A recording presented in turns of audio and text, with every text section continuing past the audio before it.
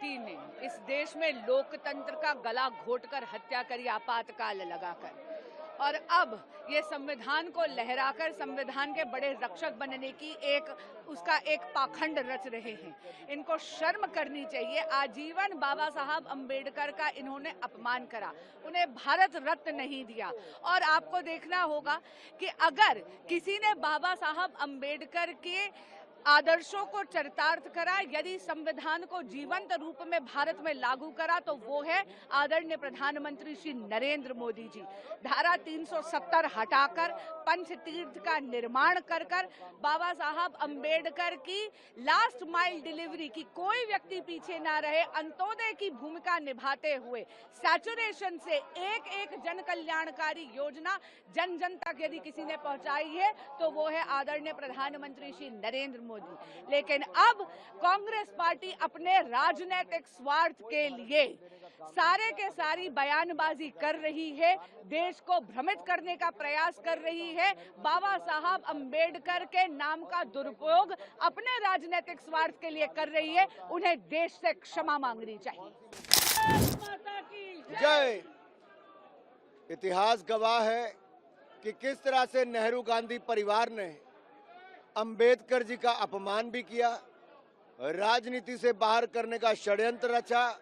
यहाँ तक कि नेहरू जी ने स्वयं चल के सभाएं डॉक्टर अंबेडकर के खिलाफ की और उनको चुनाव हरवाए और उनको मजबूर किया राजनीति छोड़ने पर। तीन पीढ़ियां, पंडित नेहरू, इंदिरा गांधी जी और राजीव गांधी जी, इन्होंने भारत रत्न बाबा साहब अंबेडकर को नहीं दिया। आज ऐसी कौन सी मजबूरी आ गई कि राहुल गांधी जी, प्रियंका गांधी जी को बाबा साहब अंबेडकर की फोटो लेके घूमना पड़ रहा है? जो गांधी परिवार उनकी ओर देखता नहीं था, अपमानित करता था, प्रताड़ित करता था, आज जब उनका चेहरा बेनकाब देश के सामने संविधान की चर्चा में हुआ है तो कांग्रेस की मजबूरी बन गई कि अंबेडकर जी की फोटो लेकर निकलें। लेकिन सच्चाई ये है कि बाबा साहब अंबेडकर के दिए संविधान को कभी भी नेहरू गांधी परिवार और कांग्रेस पार्टी ने माना ही नहीं।